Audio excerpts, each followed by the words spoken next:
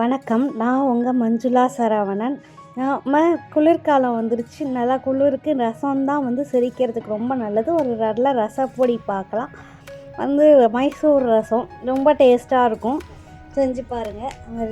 எந்த ரசமாக இருந்தாலும் குளிர்காலத்தில் வச்சிங்கன்னா ரொம்ப ரொம்ப உடம்புக்கு நல்லது. செரிக்கிற சக்தி கொடுக்கும். நம்மளோட ஆக்டிவிட்டியே மழை குளிர்காலத்தில் நார்மல் டேஸோட குறையும். வெளியில் ரொம்ப போக மாட்டோம். இப்போ பார்க்கலாம் என்ன பண்ணலாங்க. வெந்நீர் கொஞ்சமாக விதன்னு வச்சு அதில் 1 டேபிள் ஸ்பூன் புளியை ஊற வச்சுக்கோங்க.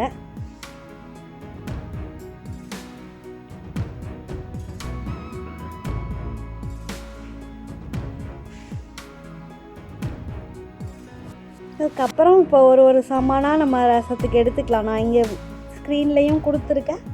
திருப்பியும் இது பண்ணலாம். பருப்பு ஒரு 1/4 கப்பு ஊற வச்சுக்கோங்க. துவரம் பருப்பு.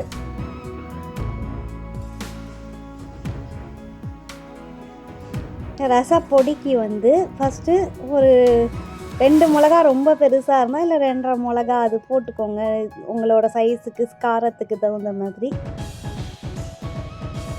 அப்புறம் 1 டேபிள் ஸ்பூன் கடலைப்பருப்பு, 1 டீஸ்பூன் கடலைப்பருப்பு, எல்லாமே டீஸ்பூன் தான். 1 டீஸ்பூன் தனியா, 1 டீஸ்பூன் மிளகு, 1 டீஸ்பூன் ஜீரகம், கொஞ்சமாக வெந்தயம், ரொம்ப 1/4 டீஸ்பூனுக்கும் கம்மியாக வெந்தயம், தேங்காய் 2 டேபிள் ஸ்பூன், இதெல்லாம் எடுத்து வச்சுக்கோங்க.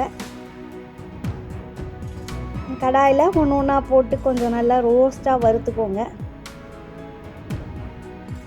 ஃப்ளேவர் வரணும். மீடியம் ஃப்ளேமில் வச்சு வறுத்திங்கன்னா தான் நல்லா வறுபட்டு ஃப்ளேவரும் நல்லா வரும்.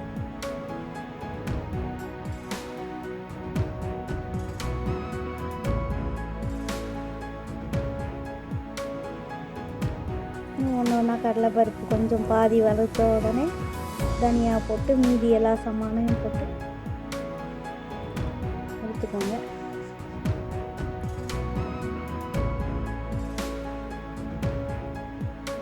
இந்த ட்ரை ஐட்டம்லாம் ஃப்ளேவர் வர வரைக்கும் வறுபட்டோன்னே அதை எடுத்து தட்டில் வச்சுட்டு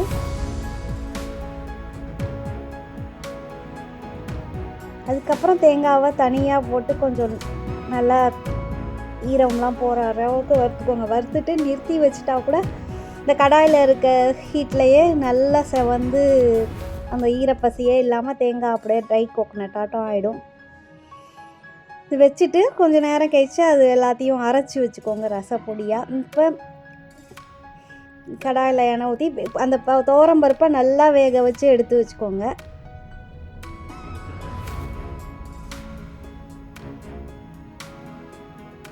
எண்ணெய் கொஞ்சம் சுட்ட உடனே 2 தக்காளி பொடியாக நறுக்கி வச்சு அதை போட்டு நல்லா வதக்கணும்.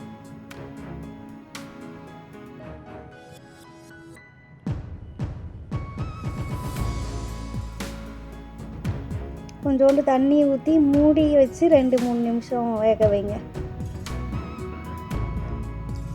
இந்த பருப்பு வேக வச்சது காமிச்சேன். இதை எடுத்துட்டு நல்லா ஒரு மேஷர் வச்சு தக்காளியை நல்லா மேஷ் பண்ணிக்கோங்க. அந்த 2-3 நிமிஷத்துக்கு அப்புறம் அதுக்கப்புறம் அந்த புளியை நல்லா கரைச்சிட்டு சீவர் இருக்குல்ல, அது வழியாக இது பண்ணிங்கன்னா இது இல்லாமல் நல்லா எதுவுமே கீழே போகாமல் ரசம் நல்லா ஃபில்டர் ஆகி ரசம் ஜூஸ் மட்டும் உள்ளே போயிடும். புளி தண்ணி மட்டும். அதுக்கப்புறம் இந்த வடிகட்டியையோ கழுவி வச்சுக்கோங்க.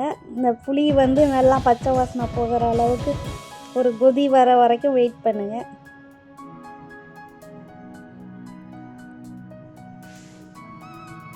அதுக்கப்புறம் இந்த பருப்பில் நல்லா மேஷ் பண்ணிவிட்டு கொஞ்சம் தண்ணி ஊற்றி வச்சுக்கோங்க.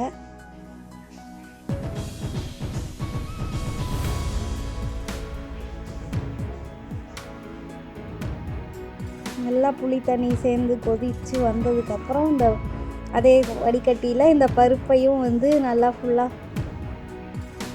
வடிகட்டி வழியாக ஊற்றி கொஞ்சோண்டு கரண்டியை வச்சு இது பண்ணிகிட்டே இருந்தீங்கன்னா மேக்ஸிமம் பருப்புலாம் இதாகிடும். மீதி இருக்க பருப்பும் நல்லா மேஷ் ஆகிடும். எல்லா பருப்பையும் சேர்க்க தான் போகிறோம். ஆனால் இது பருப்பாக இல்லாமல் நல்லா மேஷ் ஆகிருக்குன்னு ஷூட் பண்ணிக்கிறதுக்காக ஃபில்டர் வழியாக பாஸ் பண்ணி ஆட் பண்ணுறோம். இது பண்ணோன்னா தேவையான அளவுக்கு தண்ணியும் ஊற்றிட்டு அந்த ரசப்பொடி எல்லாத்தையும் போட்டு கலந்து விட்டுக்கோங்க.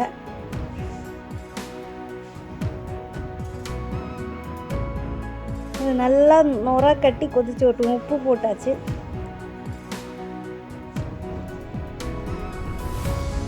சேர்ந்து கொதித்து நல்லா இது பண்ணி வரட்டும். ஒரு 4-5 நிமிஷம் கொதிக்கும்.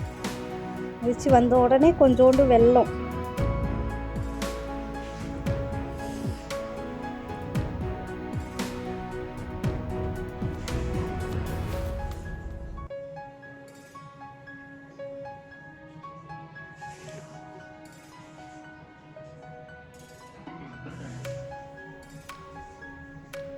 இந்த ஸ்டேஜில் அடுப்பை நிறுத்திட்டு நெய் போட்டுக்கோங்க.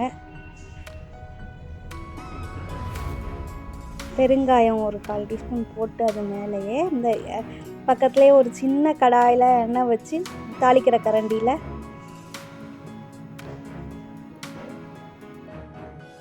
கடுகு போட்டு, கடுகு வெடித்த உடனே ஜீரகமும் கையில் வச்சுக்கோங்க. இது எல்லாமே உங்களுக்கு தாளிக்கிறதுக்கு தேவையான அளவு 1/2 டீஸ்பூன் 1/4 டீஸ்பூன் எடி போடுவீங்களோ அடி போட்டுக்கோங்க. ஜீரகம் போட்டு கருவேப்பிலை போட்டு இது பண்ணி தாளித்து விட்டுட்டு கொத்தமல்லியையும் போட்டிங்கன்னா மைசூர் ரசம் ரெடி. டக்குன்னு மூடி வச்சுக்கோங்க, நல்லா வாசனை போகாமல் இருக்க. நல்லா சூடான சாதத்தில் ரசத்தை போட்டு அப்பளம் போட்டு சர்வ் பண்ணால் ரொம்ப நல்லாயிருக்கும். இதை அப்படியே டம்ளரில் ஊற்றி சூப் மாதிரி குடிக்கவும் செய்யலாம். இந்த மாதிரி உங்களுக்கு நிறையா ரெசிபி ஷேர் பண்ணுறேன். என்னோடய சேனல் சப்ஸ்கிரைப் பண்ணலைன்னா சப்ஸ்கிரைப் பண்ணிக்கோங்க, நோட்டிஃபிகேஷன் ஆட் பண்ணிக்கோங்க. அப்போ தான் நான் போடுற வீடியோலாம் மிஸ் பண்ணாமல் பார்ப்பீங்க. விரைவில் மற்றொரு வீடியோவில் சந்திக்கலாம்.